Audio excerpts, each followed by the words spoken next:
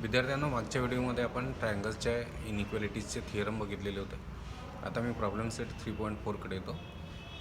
याच्यावरती आपण जे अँगल बायसेक्टर थिअरम आणि परपेंडिक्युलर बायसेक्टर थिअरम शिकलो होतो आणि इनइक्वॅलिटीजचे रूल्स ट्रायंगलचे, त्याच्यावरती हा एक्झरसाइज बेस्ड आहे. फर्स्ट एक्झाम्पल घेतो मी. In figure point A is on bisector of angle XYZ. हा ए पॉईंट जो आहे हा अँगल XYZच्या बायसेक्टरवर आहे. हा YA जो आहे तो अँगल एचा बायसेक्टर आहे. आता तुम्हाला माहिती आहे बायसेक्टरवरचा जो पॉईंट असतो तो दोन्ही साईडपासून इक्विडिस्टंट असतो. मग जर आपल्याला प्रॉब्लेम सांगते की पॉईंट ए हा अँगल XYZच्या बायसेक्टरवर आहे, म्हणजे हा XYZ अँगल आहे, हा त्या अँगलचा बायसेक्टर आहे आणि ए पॉईंट हा या अँगलच्या बायसेक्टरवर आहे. मग याचं साईड YX पासूनचं डिस्टन्स म्हणजे AX आणि या पॉईंटचं साईड YZ पासूनचं डिस्टन्स म्हणजे AZ. तुम्हाला माहिती आहे कोणत्याही पॉईंटचं साईडपासूनचं डिस्टन्स हे परपेंडिक्युलर डिस्टन्स असते.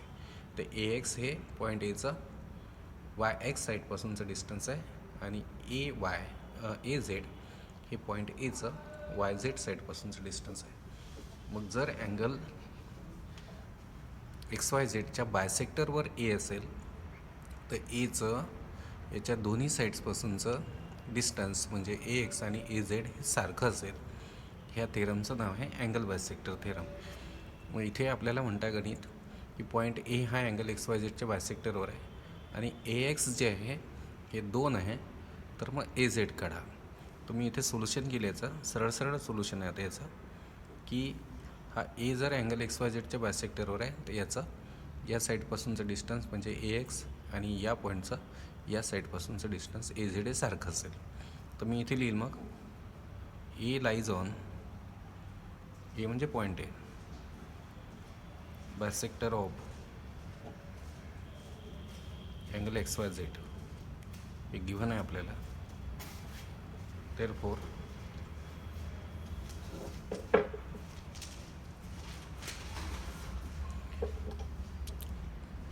इथे लागेल तर आपण पॉईंट लिहून टाकू PT म्हणजे point A lies on bisector of angle XYZ हे गिव्हन आहे आपल्याला. Therefore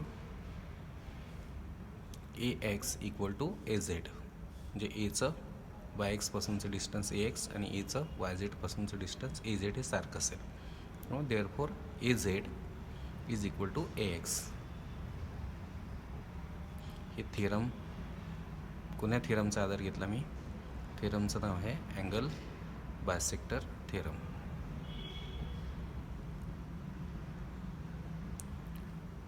therefore AZ equal to 2 since AX equal to 2 is given. तर हे आपण AZ काढला. हे 1 मार्काचं वगैरे एक्झाम्पल आपल्याला असू शकतं. तर त्या सेकंड एक्झाम्पलकडे येतो. सेकंड एक्झाम्पल सांगतं आहे की फिगरमध्ये RST अँगल 56 डिग्रीचा आहे. हा RST हा पूर्ण अँगल जो आहे हा 56 डिग्रीचा आहे. PT जो आहे हा परपेंडिक्युलर आहे STला. हा PT सेगमेंट या रे STला परपेंडिक्युलर आहे आणि सेक PR हा रे SRला परपेंडिक्युलर आहे. सेक PR हा रे SRला परपेंडिक्युलर आहे आणि PR is congruent to PT. तर बघा हा ट्रायंगल आहे तुमचा RST आणि या RST ट्रायंगलमध्ये हा P इंटेरियर पॉईंट आहे. तर PT हा या साईडला परपेंडिक्युलर आहे आणि PR हा या साईडला परपेंडिक्युलर आहे आणि PT आणि PR हे कॉन्ग्रुएंट दिले आपल्याला. आता पहा PT आहे पॉईंट Pचं साईड ST पासूनचा डिस्टन्स, कारण हा परपेंडिक्युलर जो असतो या परपेंडिक्युलरची लेंथ म्हणजे पॉईंट Pचं साईड ST पासूनचा डिस्टन्स आणि PR आहे पॉईंट Pचं साईड SR पासूनचं डिस्टन्स. आणि हे डिस्टन्सेस जे आहेत म्हणजे हे सेगमेंट जे आहे कॉन्ग्रुएंट आहेत. PT सेगमेंट आणि PR हे मी ते आयडेंटिकल मार्क्स केलेले. तर हे सेगमेंट कॉन्ग्रुएंट आहे म्हणजे यांची लेंथ इक्वल आहे. याचा अर्थ झाला Pचं ST साईडपासूनचं डिस्टन्स आणि Pचं SR साईडपासूनचा डिस्टन्स हे 2 डिस्टन्सेस जे आहेत हे इक्वल आहेत. म्हणजेच पॉईंट P हा साईड ST आणि साईड SR पासून इक्विडिस्टंट आहे. तो जो पॉईंट अँगलच्या दोन साईड्सपासून इक्विडिस्टंट असतो तो त्या अँगलच्या बायसेक्टरवर असतो. मग जर पीचं एस टी साईडपासूनचं डिस्टन्स पी टी आणि पीचं एस आर साईडपासूनचं डिस्टन्स पी आर हे सेगमेंट कॉन्ग्रुएंट आहे, म्हणजेच यांची लेंथ इक्वल आहे. म्हणजेच पॉईंट पी हा अँगल आर एस टीच्या दोन्ही साईड्सपासून इक्विडिस्टंट आहे. आणि मग हेच अँगल बायसेक्टर थिअरम आपल्याला सांगतं की ट्रायंगलच्या इंटेरियरमधला एखादा पॉईंट त्याच्या अँगलच्या इंटेरियरमधला एखादा पॉईंट जर अँगलच्या दोन्ही साईड्सपासून सारख्या अंतरावर असेल तर तो पॉईंट त्या अँगलच्या बायसेक्टरवर असतो. मग इथे आपल्याला दिलेलं आहे, मी सुरुवात करतो की in figure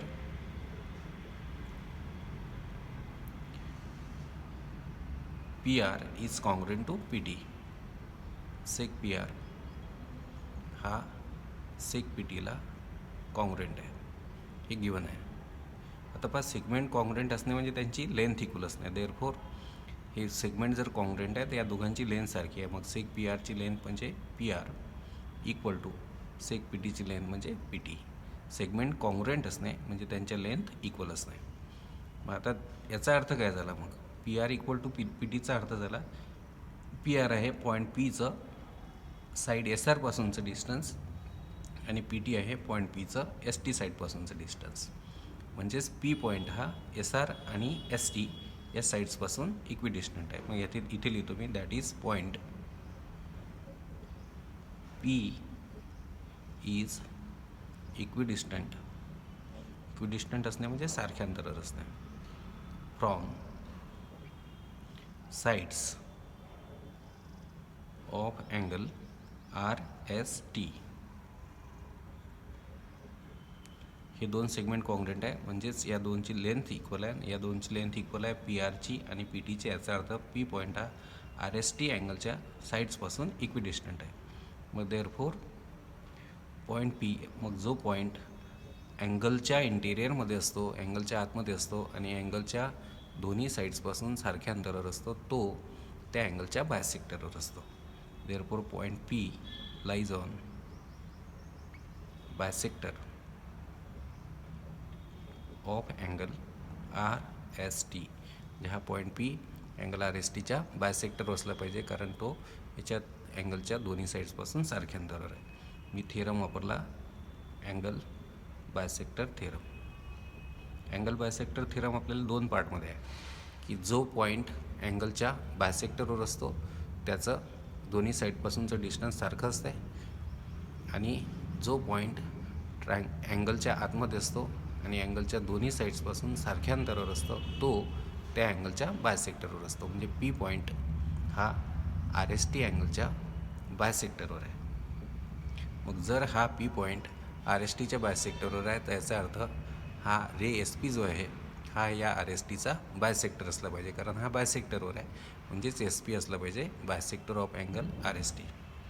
therefore ray S P is bisector of angle R S T.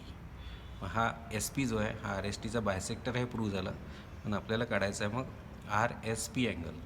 तर तुम्हाला माहीत आहे बायसेक्टर जो असतो तो अँगलचे दोन भाग करतो, अर्धे अर्धे म्हणजेच सारखे. मग जर एस पी हा आर एस टीचा बायसेक्टर आहे तर आर एस पी जो अँगल आहे, मग therefore angle R S P जो आहे याचा हा अँगल जो आहे हा असेल half of angle R S T. एकदा हा एस पी बायसेक्टर प्रूव्ह झाला की मग बायसेक्टर अँगलचे अर्धे अर्धे भाग करत असतो.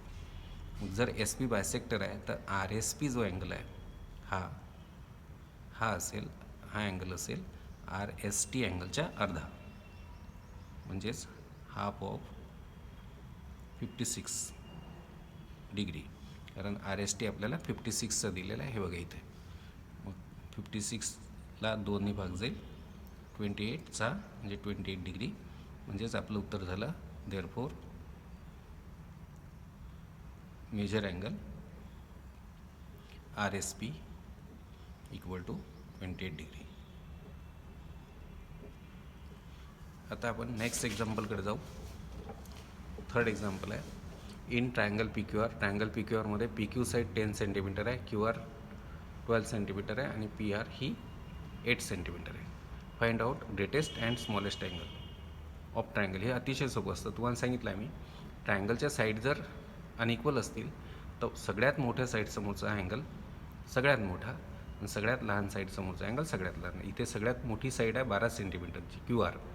या क्यू आरचा अपोजिट अँगल जो आहे, आता क्यू आरचा अपोजिट अँगल कोणता असेल? पी असेल, कारण क्यू आर साईडमध्ये क्यू आणि आर गेले तर मग याचा राहिला पी. तर क्यू आरचा अपोजिट अँगल पी असेल, तर अँगल पी असेल लार्जेस्ट अँगल आणि सगळ्यात लहान साईड आहे पी आर. तर पी आरचा अपोजिट अँगल सगळ्यात लहान असेल म्हणजेच स्मॉलेस्ट असेल. तर पी आरचा अपोजिट अँगल असेल क्यू, तर तो असेल तुमचा स्मॉलेस्ट अँगल. मग इथे मी आता मला ट्रायंगलच्या 3 साईड्स दिलेल्या आहेत आणि मला विचारलेलं आहे ग्रेटेस्ट आणि स्मॉलेस्ट अँगल ऑफ ट्रायंगल. तर मी इथे काय करतो, इन ट्रायंगल पी क्यू आरमध्ये पी क्यू दिली आहे आपल्याला 10 सेंटीमीटर, क्यू आर दिलेली आहे 12 सेंटीमीटर अँड पी आर दिलेली आहे 8 सेंटीमीटर. आता या साईडच्या लेन्थ्स मला दिल्या, लेंथवरून मी साईड कम्पेअर करतो. मग दॅट इज, आणि मी आता डिसेंडिंग ऑर्डरनी साईड्स मांडणार आहे. डिसेंडिंग म्हणजे सगळ्यात मोठी, मग त्याच्यापेक्षा लहान, मग त्याच्यापेक्षा लहान. तर सगळ्यात लेंथवरून तुमच्या लक्षात येईल सगळ्यात मोठी साईड क्यू आर आहे. Q R is greater than P Q. Q R ही पी क्यूपेक्षा मोठी आहे आणि P Q is greater than P R. मी साईड्स डिसेंडिंग ऑर्डरनी मांडल्या, सगळ्यात मोठी, त्याच्यापेक्षा लहान, त्याच्यापेक्षा लहान. याची 12 सेंटीमीटर, 10 सेंटीमीटर, 8 सेंटीमीटर. तर मी काय केलं, ट्रायंगल पी क्यू आरच्या 3 साईड्स आहेत लेंथनुसार त्या डिसेंडिंग ऑर्डरने मांडल्या की Q R is greater than P Q is greater than P R. मग देअरफॉर क्यू आर म्हणजे साईडमध्ये जे रिलेशन आहे तेच मग त्यांच्या अपोजिट अँगलमध्ये असेल. क्यू आर ही मोठी साईड आहे, त्याच्यासमोरचा अँगल जो आहे मग क्यू आरचा अपोजिट अँगल आहे पी, हा ग्रेटर असेल पी क्यूच्या अपोजिट अँगलपेक्षा. साईड मोठी, त्याचा अपोजिट अँगल मोठा, साईड लहान, त्याचा अपोजिट अँगल लहान. तर क्यू आरचा अपोजिट अँगल पी आहे, ही लार्जेस्ट साईड झाली आणि ही स्मॉलेस्ट साईड झाली. मग therefore in triangle F A N, side AN is the largest and side FN is the smallest side.